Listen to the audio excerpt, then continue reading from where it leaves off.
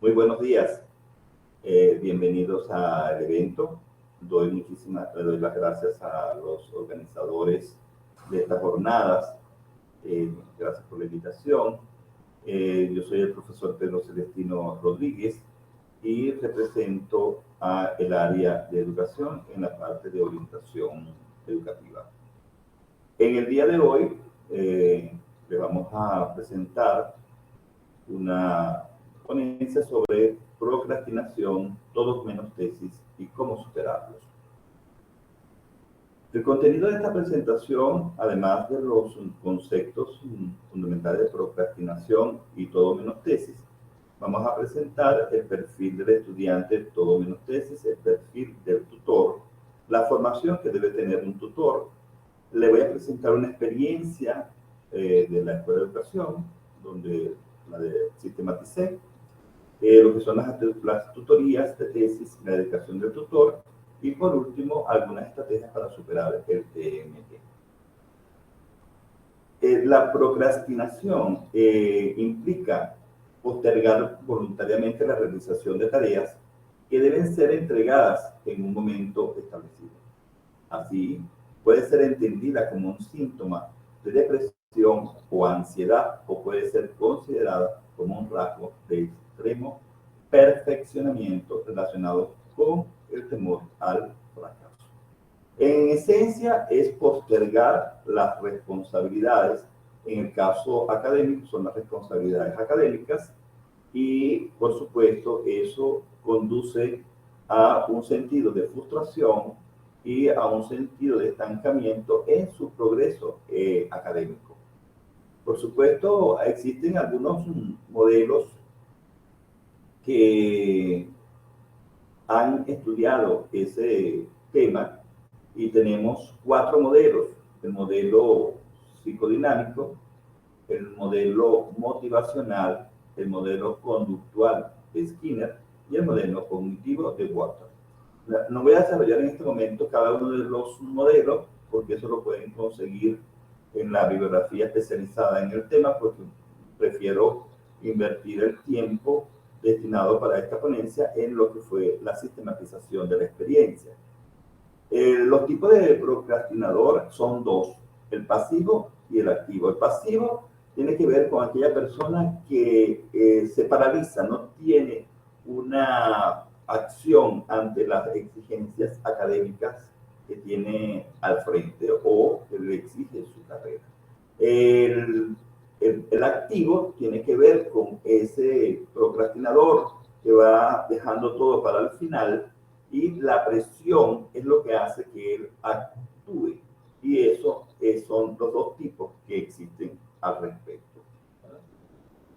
Ahora tenemos el concepto de todo menos tesis. Y hay un autor que se llama José Luis Abreu, que hace una consideración importante, porque se viene hablando de todo menos tesis y todo menos investigación.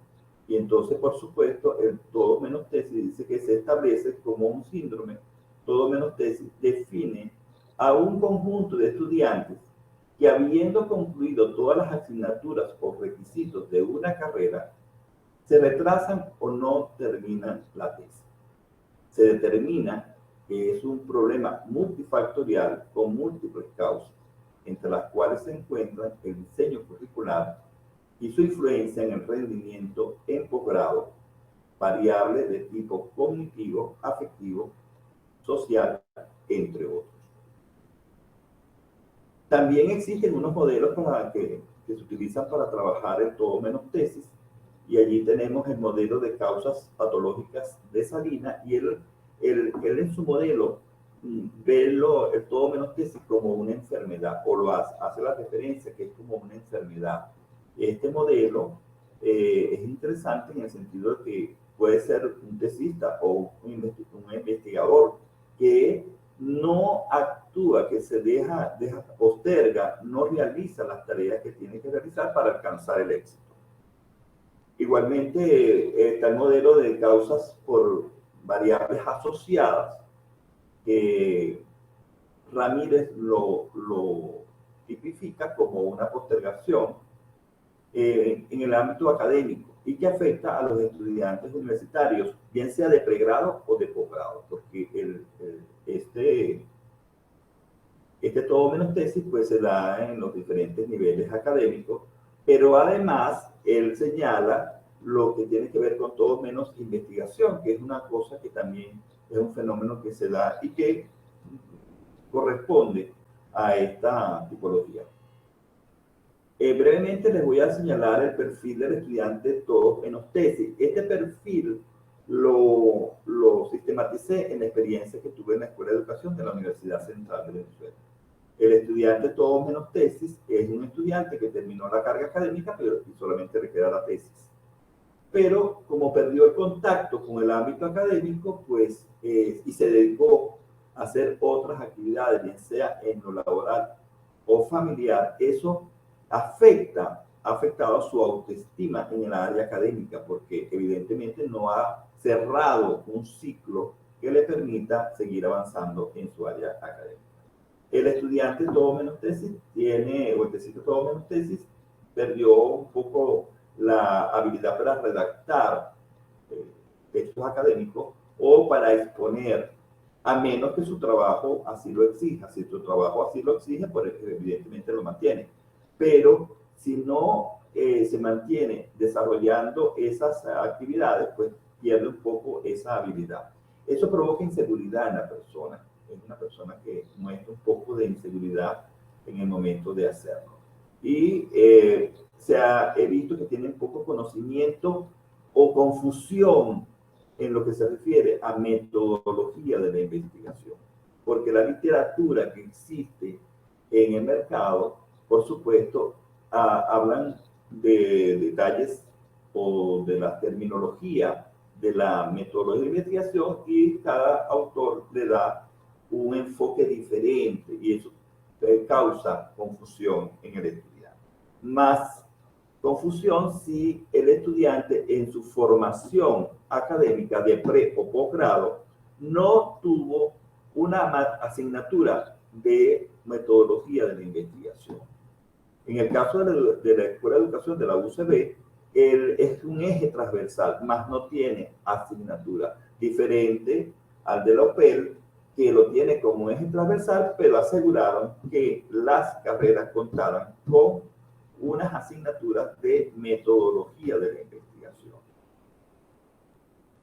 El perfil del tutor, la persona que se dedica a trabajar con los tesistas, todo menos tesis, o tesistas, como yo los denomino, rezagados, tiene que tener unas características que le permitan abordar el acompañamiento de ese estudiante todo menos tesis.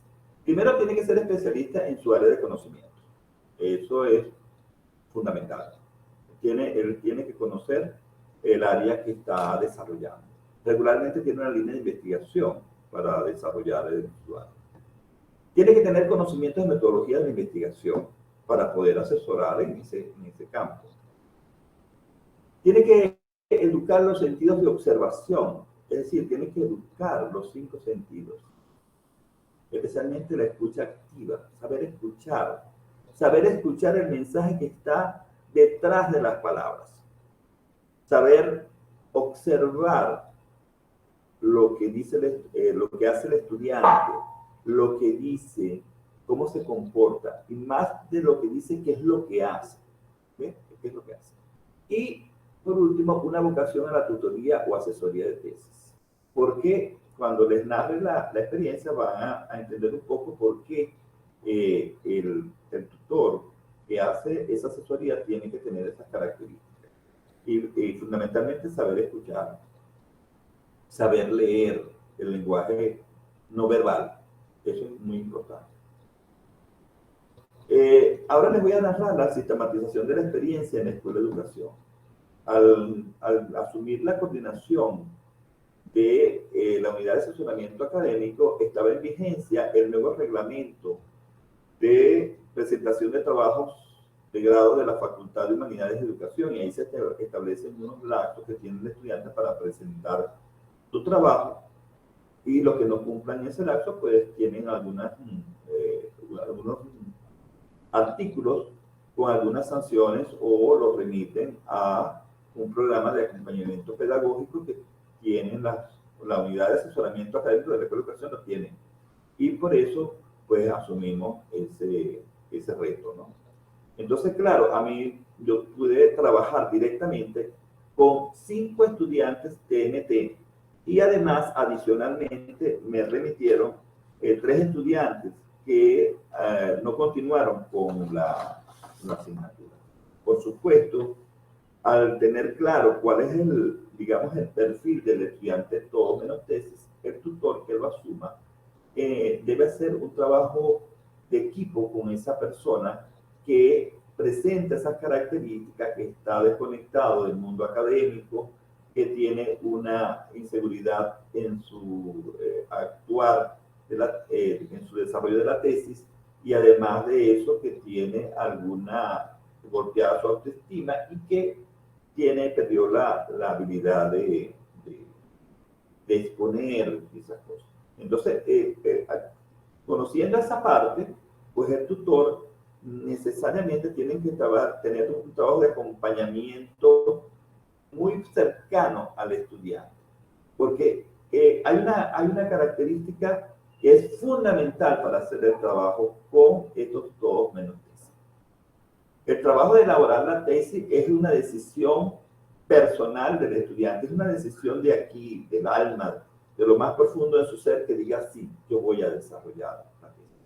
Porque al igual que me tocaron estas 5 experiencias, me tocaron una cantidad de personas que no lo tomaron, que no decidieron eso desde lo más profundo de su ser y sencillamente no hicieron nada.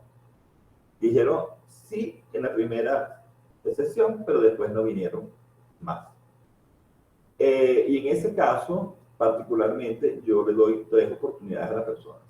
Es decir, yo lo cito 3 veces. Si la persona no responde, pues sencillamente no continúo con el trabajo y sí me dedico a acompañar a aquellos estudiantes que realmente quieran trabajar, que han decidido hacer la tesis. Y entonces es muy importante trabajar con ellos muy en equipo para poder avanzar en la redacción del anteproyecto. Porque luego que ellos le aprueban el anteproyecto, ya es diferente, ya tiene mayor seguridad, sabe que lo puede hacer y que el acompañamiento no es que se disminuye, pero sí, digamos, que se suelta un poco en el sentido de que puede desarrollar ahora con mayor facilidad el trabajo de todo menos tesis.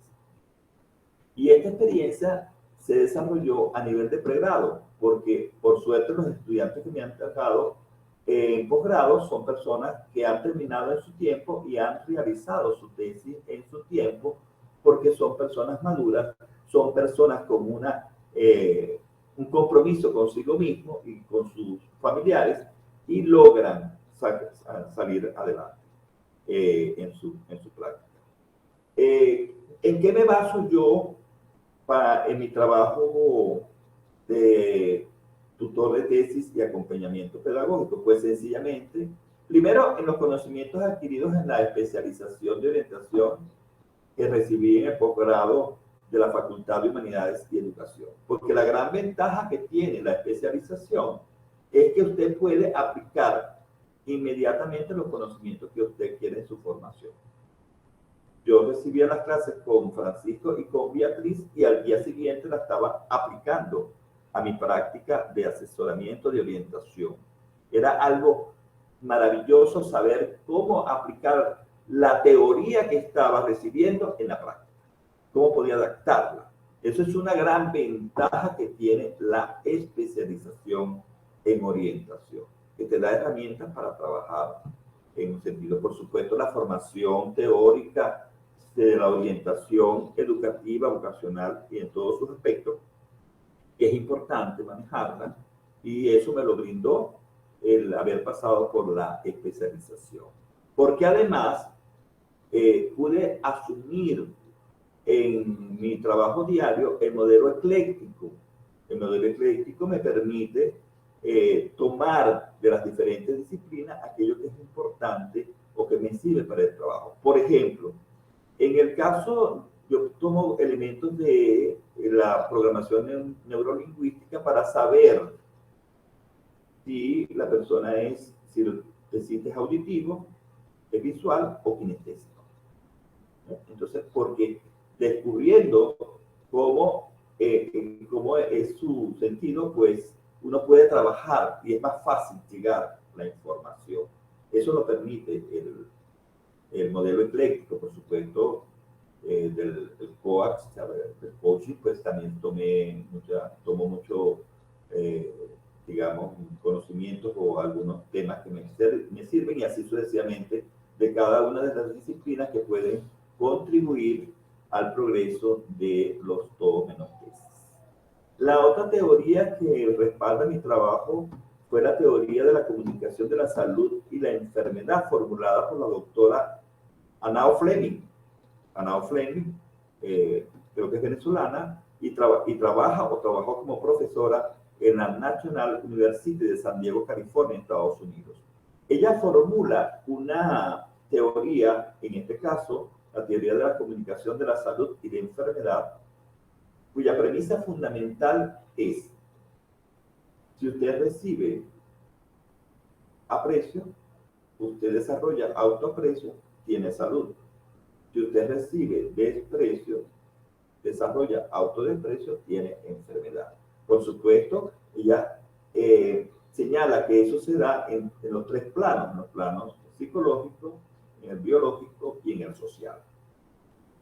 Por supuesto, su teoría es mucho más amplia y sería una sesión especial poder explicarla, pero digamos que en los conceptos que desarrolla la doctora Fleming en su teoría es aplicable a las distintas áreas donde se maneja el ser humano.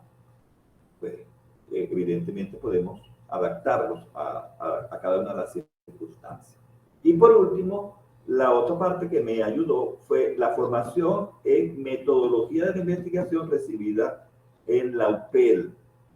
Pues yo realicé los diplomados de investigación, de metodología de investigación en la UPEL, y eso me ayudó a clarificar todo lo que tiene que ver con esa área y poder orientar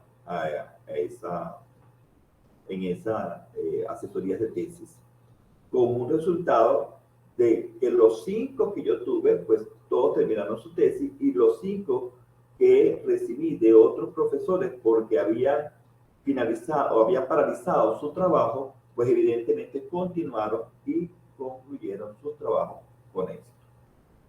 Entonces, pues logré un éxito en cada una de las cosas. Lo que no logré fue que aquellas personas que vinieron a recibir la asesoría porque estaban en la situación de todo tesis, pues ni siquiera arrancaron, porque no tomaron la decisión desde su ser, no se convencieron de eso.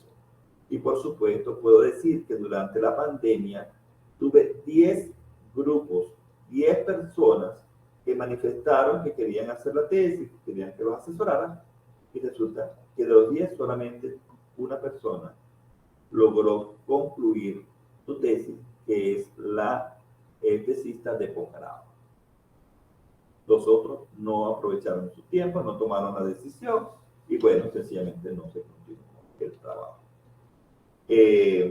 Entonces, fíjense que eso permite sistematizar una.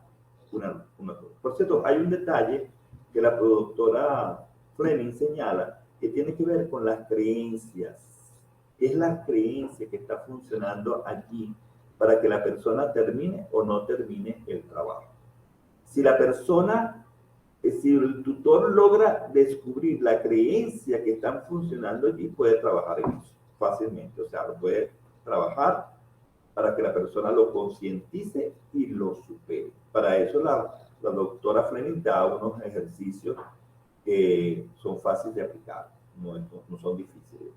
Y otro elemento que el tutor debe de descubrir es si la persona tuvo experiencia en su niñez o adolescencia de practicar deportes colectivos, como por ejemplo el fútbol, el voleibol.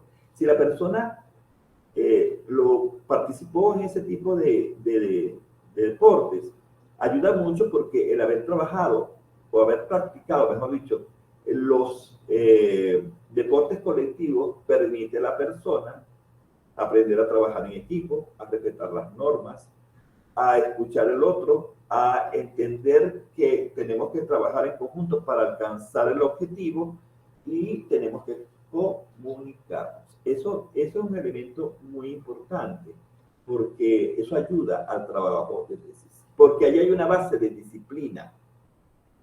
Es una base que hay allí de disciplina y hay que rescatar y fortalecerla. Porque allí eso ayuda a que la persona pueda formularse un plan de trabajo que le permita mantener una constante en el tiempo y lograr el objetivo que se propone. Es un elemento que también sería bueno revisarlo porque ayuda mucho a conducir el trabajo de asesoría de tesis. Los resultados de la investigación permiten señalar que las universidades en sus diferentes programas o en sus licenciaturas o en su nivel de posgrado deben crear programas de acompañamiento pedagógico para asistir a los estudiantes de MT. Y en ese sentido tiene que haber profesores dispuestos a trabajar como tutores, señalando o considerando las características que tienen estos estudiantes. Y saber que es un trabajo muy fuerte al principio, pero que a la larga, pues a medida que vaya avanzando en el tiempo, lo va a formar. De hecho, allí puede surgir temas para los trabajos de ascenso o puede dar, digamos, opciones para crear otro tipo de programas que permitan la formación del profesor como tutor de tesis o, como le dije anteriormente, crear líneas de investigación o cumplir con trabajos de ascenso que debe de desarrollar el profesor en su área. La otra cosa importante que se debe considerar es sobre la situación de las instituciones de educación superior, en este caso las universidades. Las universidades tienen que entender y tienen que desarrollar programas en ese sentido o tomar decisiones en ese sentido de considerar en el tiempo de dedicación del profesor universitario las horas dedicadas a las asesorías de tesis. No puede ser que las universidades sigan en esa dinámica de que es un trabajo voluntario, que no se considera en el tiempo, que es dedicación del profesor. Entonces, es bueno revisar la forma como se está administrando el tiempo del profesor para que se considere ese tiempo de dedicación de asesoría de tesis en su tiempo de dedicación a las actividades universitarias. Porque además el profesor universitario, además de dar las clases, de hacer las asesorías de tesis, de hacer proyectos de servicio comunitario, tiene que hacer su trabajo de ascenso y tiene que participar en las comisiones que lo nombran y ese tipo de cosas que exige el mundo universitario. Entonces, es importante que las universidades revisen de qué manera se puede compensar al profesor por esa actividad de asesoría. O bien se le toma en su tiempo de dedicación, que sería lo lógico, y saber o compensarlo de otra manera que le permita a él tener ese beneficio de la. Y la tercera conclusión de esta experiencia es que se debe incluir la asignatura Metodología de Investigación en todos los planes de las carreras universitarias. Se debe de incluir. Hay carreras que sí la tienen, que tienen incluso hasta 3, pero hay carreras que no la tienen. Entonces sería bueno revisarlas.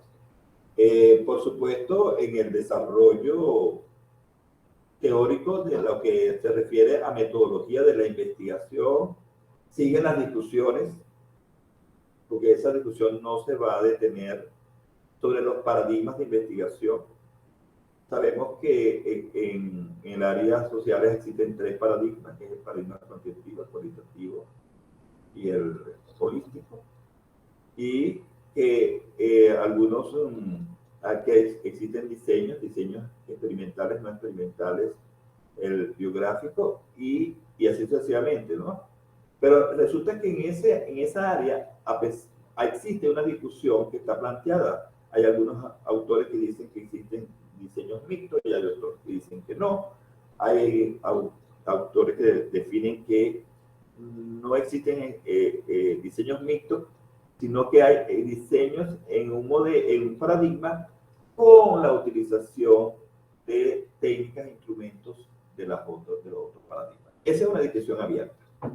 Eso no lo vamos a resolver ahorita, pero digamos que es importante que se incorpore la metodología de la investigación en todas las carreras universitarias. Y, por supuesto, la recomendación final, pues, es que se inscriban.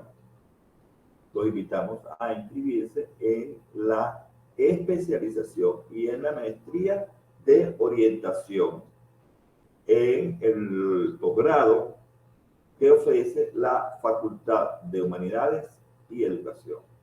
Bienvenidos. Las preguntas que puedan generar esta ponencia, pues las pueden realizar a través de las redes sociales que han dispuesto los organizadores de esta jornada. Muchísimas gracias. Ha sido un placer estar con ustedes. A la orden.